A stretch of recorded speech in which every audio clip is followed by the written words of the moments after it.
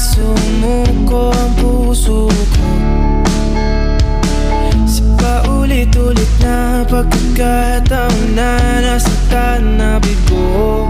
Mukhang delikado na naman ako. Bakit ba kinikilig na naman ako? Pero ngayon ay parang kakaiba pag nakatingin sa'yo